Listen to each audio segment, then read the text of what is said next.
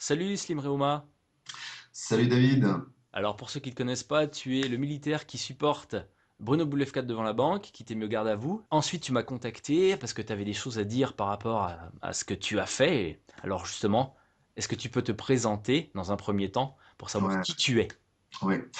Donc, je m'appelle Slim Reuma, je suis caporal-chef du service de santé des armées. J'ai passé 8 ans au sein du régiment médical de la Valbonne.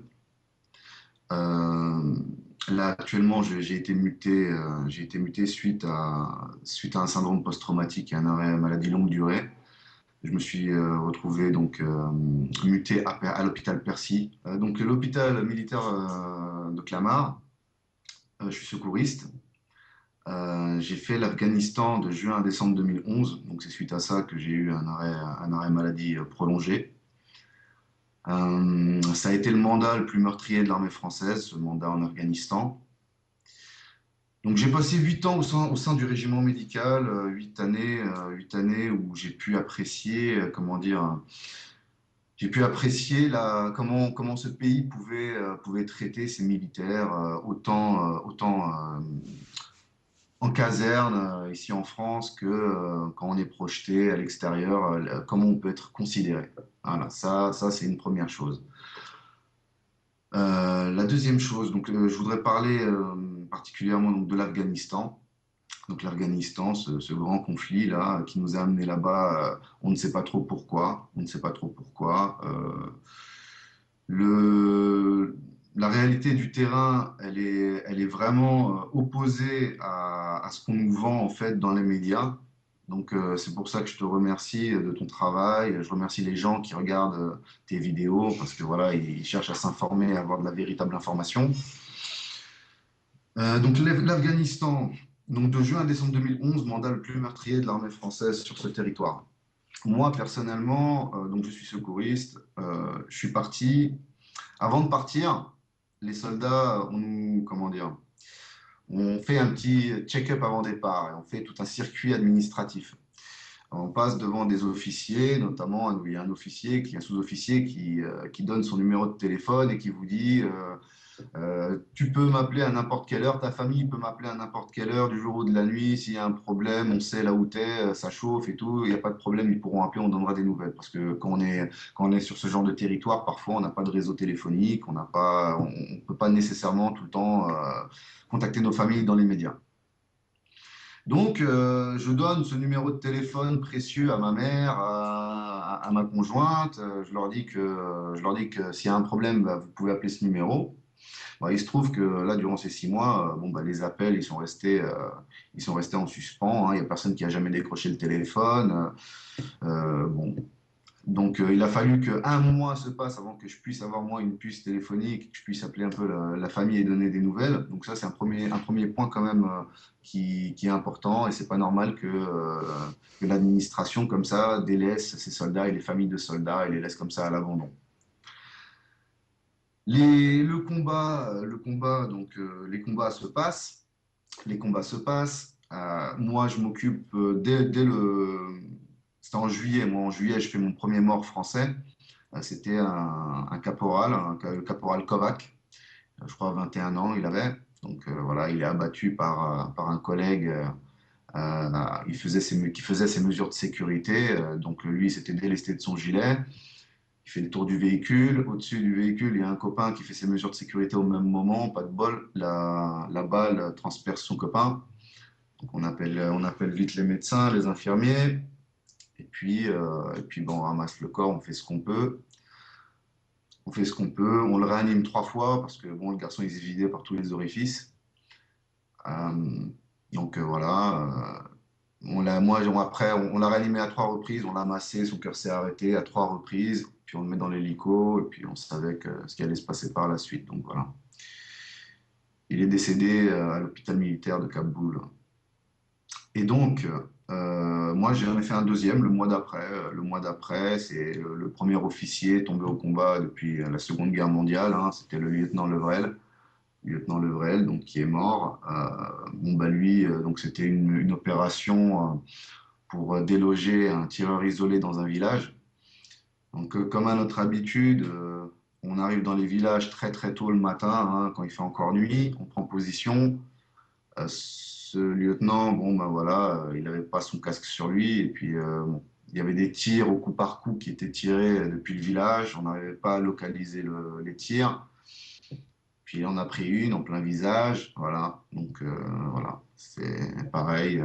Voilà, une mort de plus. Voilà, pour ce pays et pour défendre, en fait, un système. Pour défendre un système.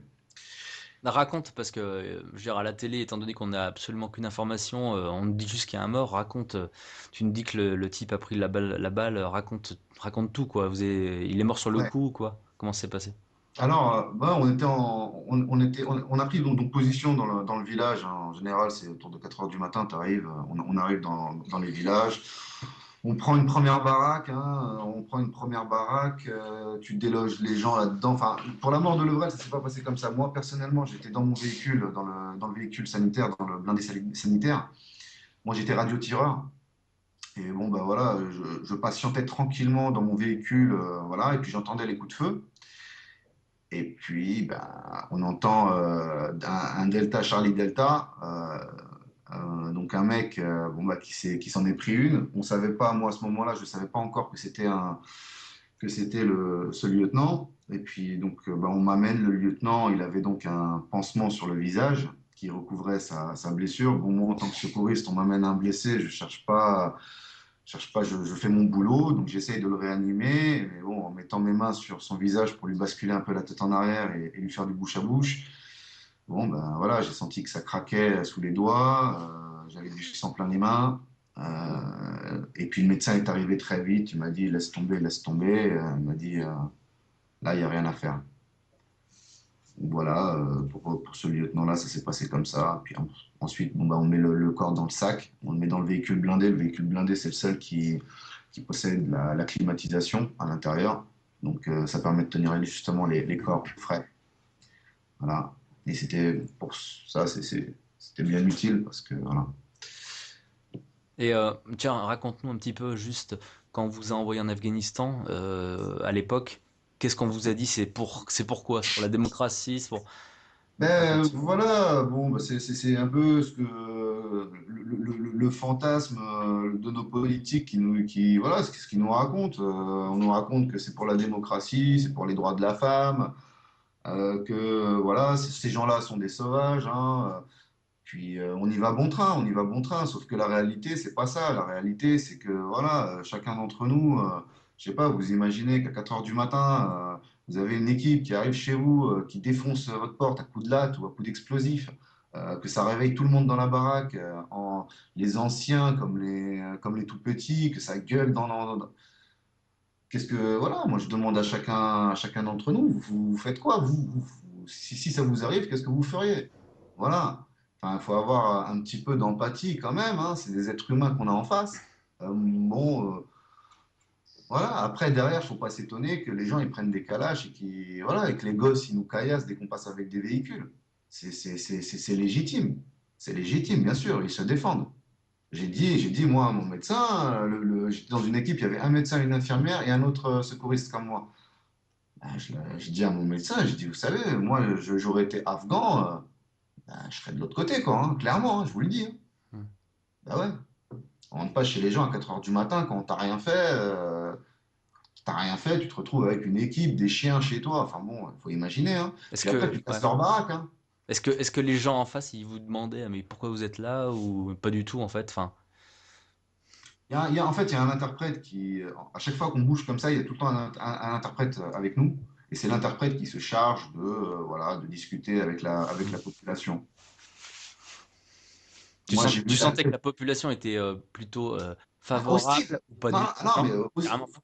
hostile, clairement hostile. Clairement hostile. Maintenant, on est amené à bosser justement avec des Afghans, notamment des interprètes.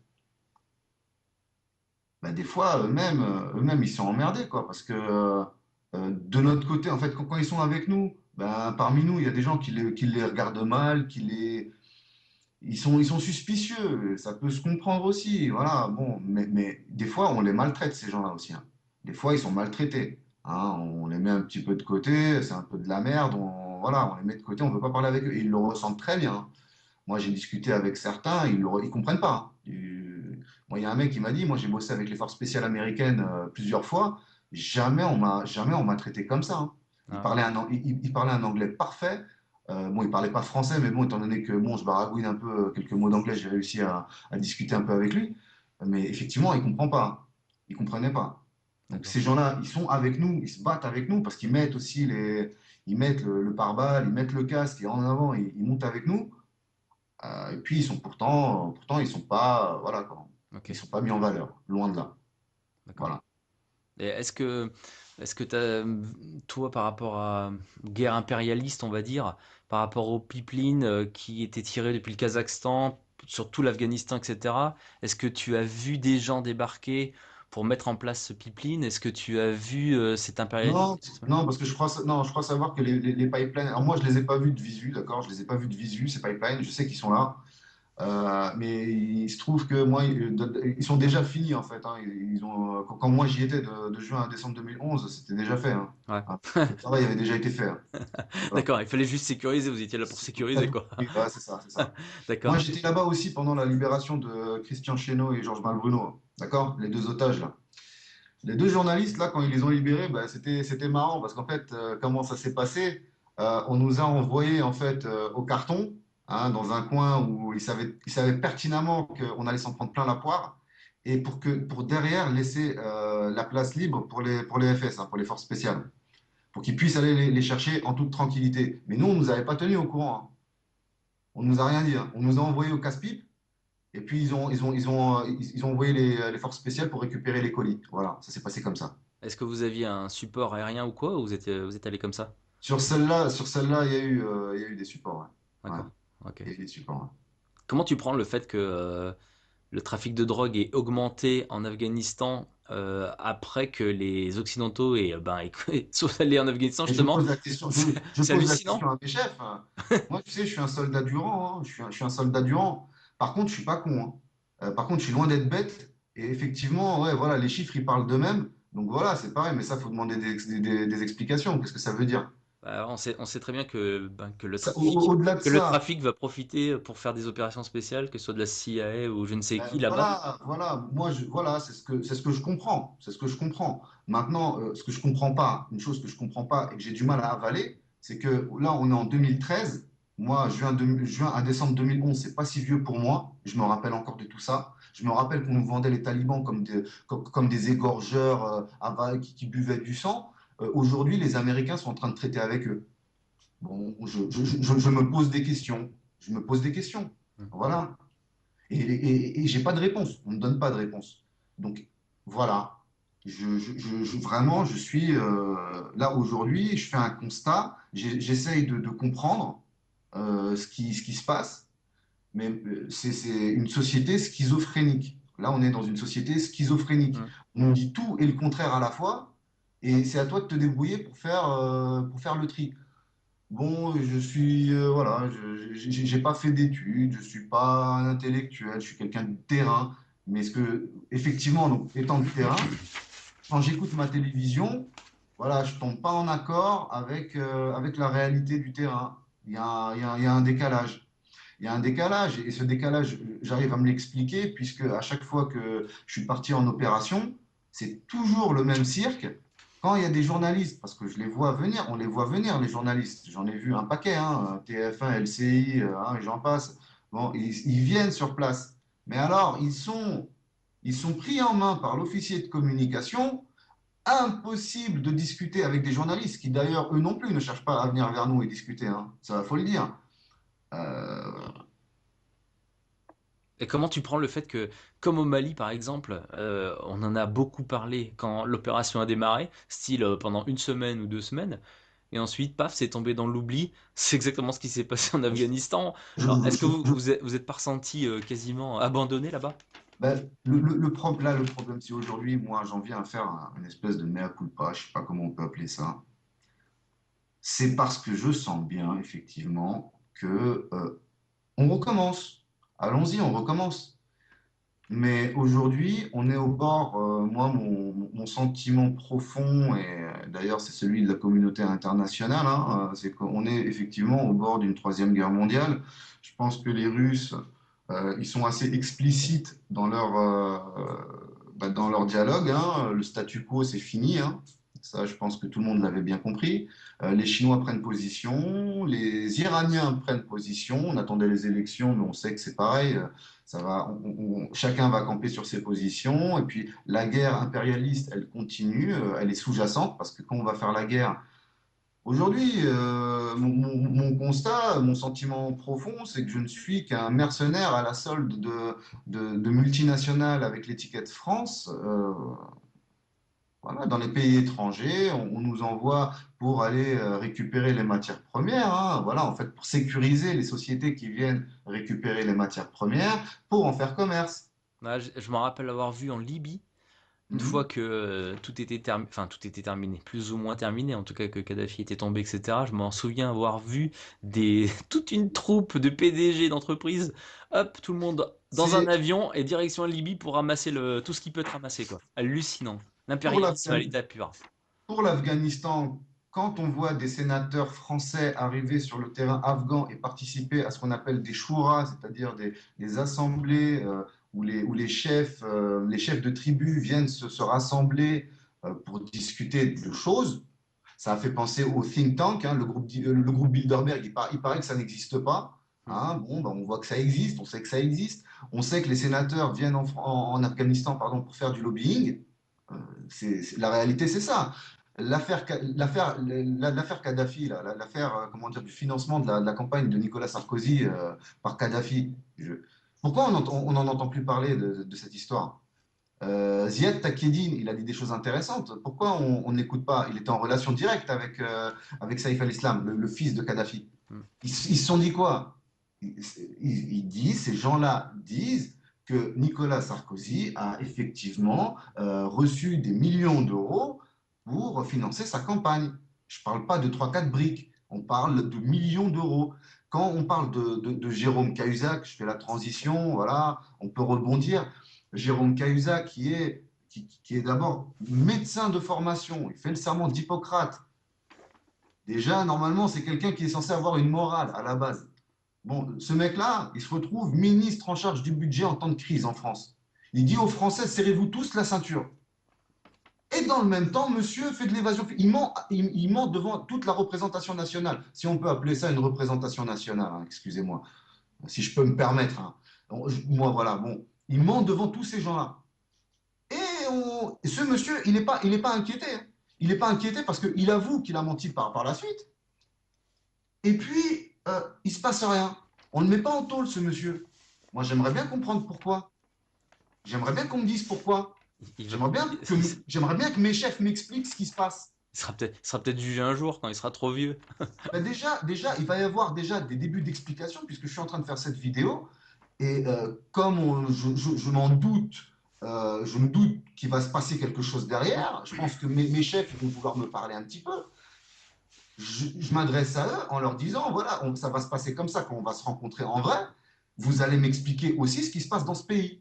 Pourquoi moi je suis en train de me battre pour ce pays? Pourquoi il y a des gens qui sont corrompus au gouvernement? Pourquoi? Qu'on m'explique, qu'ils commencent par faire le ménage là-haut avant de faire le ménage dans leur rang. Voilà. Ah, Parce parce que que, nous, on est en bas, on se bat pour notre pays, il n'y a aucun ouais. problème. On fera ce qu'on nous dit, il n'y a pas de souci. Mais il arrive un moment où on veut que nos chefs soient clairs.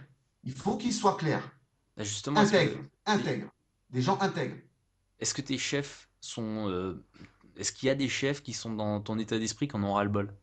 Ou c'est juste les soldats eux-mêmes? J'ose espérer que oui. Aujourd'hui, j'ai commencé mon combat enfin mon combat. Je me suis joint au combat de Bruno Boulefkade pour dénoncer effectivement la prédation financière, l'arbre qui cache la forêt.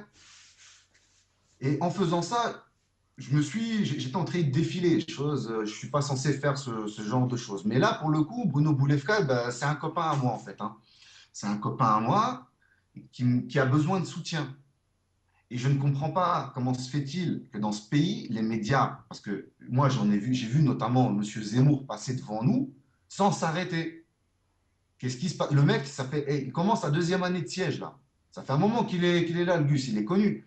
Comment ça se fait qu'un journaliste comme Zemmour, il s'arrête même pas devant lui? Lui, il se dit journaliste. Jean-Jacques Bourdin, il a fait la même chose. Qu'est-ce qui se passe là? Ils font quoi les journalistes là? Il faut qu'ils arrêtent de nous raconter des salades là, et qu'ils arrêtent de faire des reportages sur les oies du Périgord ou voilà, et qu'ils fassent des reportages sérieux là, sur la neige là. On n'en a rien à foutre de la neige. On veut du concret. Il se passe des choses graves dans le pays et dans le monde. On n'a pas le temps de faire des sujets sur la neige, sur la pluie, le beau temps. Parlons de choses sérieuses. Ouais, Parlons de choses malheureusement. sérieuses. Malheureusement, ils dépendent Parce que des publicistes et ils dépensent des multinationales, là, comme tout. mais le problème, c'est que ces gens-là, ils nous envoient au carton. Le Ouais, je problème, comprends c'est bien. que ces gens-là, ils font verser notre sang. Il y a du sang qui coule. En vrai, je me suis sali les mains. En vrai, mes mains, j'ai eu du sang dessus. Vous avez des morts sur la conscience. Moi, je suis là pour leur rendre hommage, au moins aux mecs que moi j'ai eu dans les mains, aux familles, à ces familles-là qui ont perdu un être cher. Je pense à eux. Je pense à eux, voilà. Et je veux leur rendre hommage. Si on revient un petit Je veux peu leur sur rendre hommage. l'Afghanistan, est-ce que tu as eu vent ou par rapport aux tortures, etc., qui sont déroulées de la part des Américains en particulier, mais est-ce que toi tu as eu vent de choses comme ça qui sont déroulées, peut-être côté français ou pas? Pas de cette dimension, pas d'exaction. Il y a eu des choses pas cool. Je préfère dire le mot pas cool. Bon, je pèse un peu mes mots. Je pèse un peu mes mots. Parce que je veux pas cracher sur mes copains. Voilà. D'accord, Voilà, je le dis clairement, je veux pas cracher sur mes potes. d'accord, C'était mes potes. Même si j'étais pas d'accord tout le temps avec eux, d'accord. même si, voilà, il y a des choses, voilà, qui m'ont paru pas bien. Ça n'a pas été au point de pisser sur des gens. J'ai jamais vu ça. J'ai jamais vu ça. Que Dieu m'en préserve. J'ai jamais vu de choses comme ça. J'ai vu d'autres choses aussi, c'est vrai. Bon, je ne veux pas m'étaler sur ce sujet. Je préfère passer à autre chose. Je préfère pas parler de ça, pas les salir, parce que c'est des gens courageux. On leur demande pas leur avis. On les envoie au carton. Ils voient des choses horribles. Faut se mettre à leur place, ces garçons-là. Voilà, voilà. Ils réagissent pas toujours de la bonne façon, peut-être, mais je leur en veux pas, moi. Personnellement, D'accord. je leur en veux pas. Je Alors, leur cracherai pas dessus. Respect, les copains. Voilà. alors justement, est-ce qu'il reste Et encore, il reste encore des Français là-bas? Tout le monde est parti? Ou est-ce que tu crois qu'on va laisser ben forcément des moi, gens là-bas? ben, Pour récupérer, je pense qu'évidemment, on ouais, va laisser des gens à nous là-bas. Évidemment, on parle de retrait au moment où le président Hollande il disait que c'était le retrait, machin. Moi, j'avais des potes qui y allaient. Donc, c'est étrange. Voilà. Donc, c'est qu'il y a bien une base, il y a un noyau qui reste sur place, évidemment. Évidemment, il y a un noyau qui reste sur place. Tant que, tant qu'on n'aura pas des McDonald's, voilà, on restera là-bas. On restera là-bas. ouais. Le but en fait, c'est le McDo, c'est de pouvoir installer notre système là-bas, quoi. Je pense qu'aujourd'hui, là, c'est clair. C'est assez clair. D'accord. Voilà. Juste un petit mot sur le Mali, je sais que tu n'y es pas allé, etc. Mais pour toi, est-ce que c'est une guerre impérialiste aussi? Mais évidemment, c'est une guerre impérialiste. Qui est au Mali? Quelles sont les sociétés françaises qui sont au Mali? Faites la liste. Voilà, faites la Areva? liste. Areva est là-bas, voilà. Areva, l'uranium, bien sûr. Je crois qu'il y a de l'or aussi. Enfin, il y a des matières premières, il y a des sociétés qui exploitent là-bas. C'est ça la réalité du terrain. Hmm. La réalité du terrain, c'est ça. Quand on envoie des soldats, c'est pour protéger ces sociétés qui font ce travail-là. Maintenant, voilà, faut pas. Les intérêts supérieurs de la France, c'est quoi? C'est ça. C'est Hmm. ça, les intérêts supérieurs de la France. Moi, pour moi, hein, à mon sens, hein, pour moi, les intérêts supérieurs de la France, c'est les Français. C'est les Français qui dorment dehors. C'est pas normal. Quand il fait froid, quand il caille, c'est pas normal qu'il y ait des Français qui dorment dehors. C'est pas normal qu'il y ait des Français qui dorment dehors devant les grands pavillons qui coûtent des millions d'euros autour du bois de Vincennes, là. Les mecs de chez eux, ils voient les pauvres gens, les familles dormir sous des tentes dehors. Il y a un problème, hein. Il y a un problème, hein. Il y a un gros Il y problème, a ouais. un problème. Et moi, c'est un coup d'alerte, ça, hein. C'est un coup d'alerte, là. Cette interview-là, c'est pour prévenir qu'il y a des gens là derrière, ils sont vraiment en train de souffrir et de galérer et qu'ils en ont marre. Ces gens-là en ont marre. Nous-mêmes, on en a marre. Soldat, t'es pas payé. Explique-moi, là, c'est quoi qui va pas, là? C'est quoi? C'est le logiciel, le logiciel. Ah bah alors, Qu'est-ce que tu me parles de justement, vas-y, logiciel? parle-nous un petit peu de ces épisodes-là, parce qu'on en a entendu parler avec Pierre C'est-à-dire, Jovanovic et quelques autres qui en ont parlé, mais raconte-nous un petit peu cette histoire de logiciel et de pays qui n'arrivent pas. Et est-ce que c'est réglé? Mais non, voilà, c'est pas réglé. Ils ont mis en place un logiciel pour se substituer au centre de versement des salaires, les différents centres de salaires selon les régions. Ils ont décidé de centraliser tout ça et de passer par un logiciel. Sauf que depuis qu'ils ont mis ce logiciel en route, dès le premier mois, hein, dès que ça a commencé, on a eu des problèmes de versement de solde. Tout de suite. Ils ont dit, bon, c'est le logiciel, ça va durer quelques... Vous inquiétez pas, ça va revenir. Ça fait combien de temps? Ça fait combien de temps maintenant que les problèmes ne sont pas réglés, ils sont toujours là. Il y a encore des soldats qui ne perçoivent pas l'intégralité de leur paye, voire des fois pas de paye du tout. Comment on explique ça? Et vous voulez que vos soldats continuent à cautionner tout ça? Mais il faut se réveiller. Il faut qu'ils se réveillent. Alors Donc justement, moi, ça me fout les boules. J'aurais bien voulu que quelqu'un d'autre fasse ce que je fais. Très honnêtement, j'aurais voulu que quelqu'un d'autre. Mais je vois que personne ne fait rien, je vois que voilà, c'est le statu quo, faut rien dire. Moi, j'en ai marre. Jérôme Cahuzac, tu devrais être derrière des barreaux. Si t'es pas derrière des barreaux, c'est que ça cache quelque chose. C'est qu'il y a un vrai, vrai, vrai problème derrière. Voilà. Et je mets au défi maintenant. Donc moi, on va s'attaquer certainement à moi. On va s'attaquer à moi, mais on laisse Jérôme Cahuzac dans les rues. Que tous ceux qui écoutent cette vidéo comprennent bien ce qui est en train de se passer. Là, voilà, moi, je suis un soldat et je suis intègre. Voilà, je me regarde en face, je me regarde dans le miroir. Je me bats pour des valeurs. Je me bats pour ma conscience. Mais Jérôme Cahuzac, lui, s'il court encore et que moi, un jour, si je dois me retrouver, si je dois perdre mon taf et me retrouver derrière des barreaux, et que on a un Jérôme Cahuzac qui court en liberté et qui continue de faire de l'évasion fiscale, parce qu'il va continuer, hein. Pourquoi il s'arrêterait, ce monsieur? Et qui continue. En plus, il voulait aller à l'Assemblée nationale, ce garçon. J'ai dit ce garçon, hein, parce que c'est un garçon. C'est un garçon, c'est pas un homme, ça. là, Hein.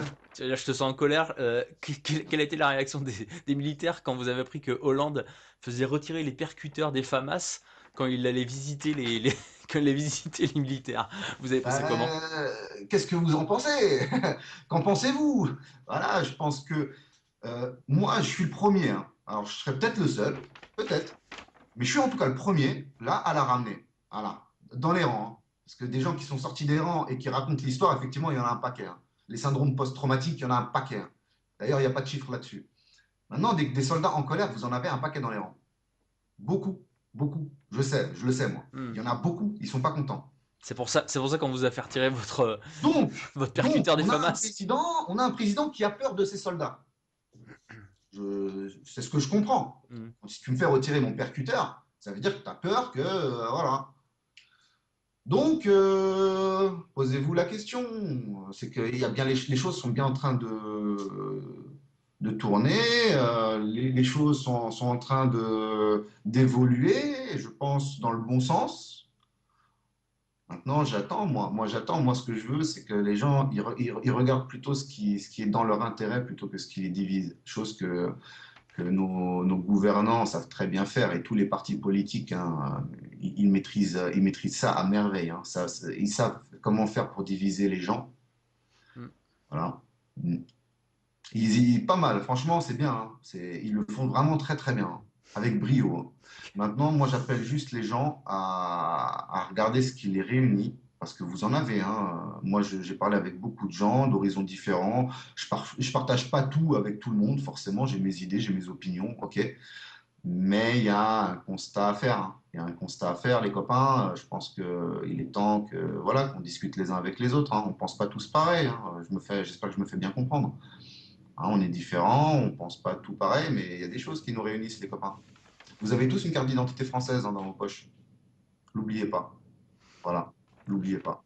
Une petite question aussi sur les coupes sur les effectifs des militaires, parce que vous allez être encore touché. Dans les Encore une prochaines fois, années, vous allez prendre encore moins 20 000 militaires, il me semble, c'est ça? Et encore une comment. fois, tout ça, c'est parce que on essaye, je pense, hein, à mes yeux, c'est affaiblir l'armée. On n'est pas très fort, hein, on n'est pas vraiment très fort, hein, parce que sur le terrain, en Afghanistan notamment, j'ai pu me rendre compte que sans les Américains, on ne pouvait pas faire grand-chose. Hmm. Euh, maintenant, bon, bah, si on supprime des postes, c'est qu'il y a peut-être une raison cachée. Voilà, il y a peut-être une raison derrière tout ça. C'est pas seulement pour faire des économies. C'est peut-être une bonne chose, hein. Moi, je veux bien un pays pardon, un pays qui ne possède pas d'armée, ça veut dire qu'il est en paix avec tout le monde. Et s'il n'y a pas d'armée, je suis d'accord, moi, sur le principe de base, hein. Il n'y a aucun souci, hein. Mhm. Si vous estimez qu'une menace est possible et que vous avez envie de vous protéger, vous allez avoir besoin d'une armée. Et si on affaiblit cette armée, c'est quelque chose d'alarmant. Faire un petit. Voilà. Est-ce qu'il n'y a pas aucune rébellion de la part des hautes instances dans l'armée par rapport à ces... Bah, ni dans les hautes, ni dans les basses, hein, je suis le premier. D'accord. Dis-moi, qu'est-ce que tu risques en témoignant comme ça aujourd'hui? Perdre mon taf. Perdre mon taf, c'est pas grand-chose, hein. J'ai 8 ans de service, je touche 1300 euros net par mois. C'est pas grand-chose, mais je peux perdre ça. Et puis éventuellement, peut-être des poursuites judiciaires. Euh, mais là, si on me donne une tribune devant, si je passe devant un tribunal pour ça, euh, voilà, j'appelle tous les gens qui regarderont cette vidéo à me soutenir, les copains. Voilà, me laissez pas tout seul après dans ces cas-là. Vous attendez que les choses elles bougent, je bouge à votre tour. D'accord. Tu crois que les langues vont se délier après toi? Ce que je dis, ouais, ouais, ouais, parce que il y a des gens qui sont prêts à témoigner, hein. J'ai pas fait l'Afghanistan tout seul. Un événement un événement comme celui-là, comme ces 6 mois là, ouais, tu tisses des liens assez forts avec des personnes. J'ai toujours contact avec certains d'eux. Ils sont prêts à témoigner. Euh, voilà. Est-ce que Ouais, tu il veux y a des rajouter, témoignages. est-ce que tu veux rajouter quelque chose par rapport à tout ce qu'on a dit? Tu veux dire quelque chose pour conclure? Moi, alors, d'abord, une pensée pour Bruno Boulefkade. D'abord, une pensée pour ce monsieur qui a une cinquantaine d'années, là, 50 ans, et puis qui continue de faire le pied de grue devant une banque. Mhm. Déjà, une pensée pour ce monsieur, soutenez-le. Soutenez-le, moi je le soutiens, soutenez-le aussi, feu. Ensuite, je l'ai dit tout à l'heure et je veux le répéter parce que je le pense sincèrement, si vous voulez que les choses, elles changent, alors d'abord, il faut vous changer vous-même. Je sais plus, je crois que c'est Gandhi qui a dit ça. Il faut se changer déjà soi-même. Ensuite, il faut comprendre le monde dans lequel vous vivez. Chaque fois que vous allez mettre le plein d'essence, quelque part, vous envoyez un soldat pour aller prendre de l'essence. Il faut le comprendre. Je ne dis pas qu'il faut le condamner, mais il faut le comprendre, ça. Quand vous avez du café à la maison, enfin tout ça, sachez que ce n'est pas quelque chose de naturel. C'est qu'on exploite des gens pour ça. Vous avez un pouvoir, vous avez le pouvoir d'agir là-dessus. Ensuite, et la chose la plus importante, c'est l'unité. C'est vraiment l'unité des gens. Chacun d'entre vous qui écoutez cette vidéo, bon, vous allez porter votre jugement peut-être sur moi, sur le capitaine qui fait cette vidéo, mais jugez-vous vous-même déjà. Jugez-vous vous-même. Regardez-vous dans un miroir. Qu'est-ce que vous faites? Et on est tous différents, mais essayons d'œuvrer pour être tous ensemble et pour lutter contre ce système qui est mortifère, qui va nous emmener à une troisième guerre mondiale. Beaucoup de sang va couler si vous ne faites rien. Et j'ai bien peur que même si vous faites quelque chose, j'ai bien peur que ce soit déjà trop tard. Mais moi, j'ai encore cette foi-là, je crois en ça. J'espère que les gens vont se réunir, tous d'horizons différents. Vous avez tous des idées différentes, mais mettez-vous d'accord sur quelque chose de primordial qui est votre liberté. Déjà, votre liberté de penser. Ne laissez pas les autres vous dire ce que vous devez penser. Pensez par vous-même. Recherchez. Aujourd'hui, on a Internet. On a des moyens de s'informer réellement, pas de regarder TF1. Il faut casser vos télés, regardez plus vos télés, informez-vous sur Internet. Et là, vous aurez une bribe de vérité. Vous vous approcherez de la vérité. Voilà, c'est ce que je voulais dire. Je te remercie.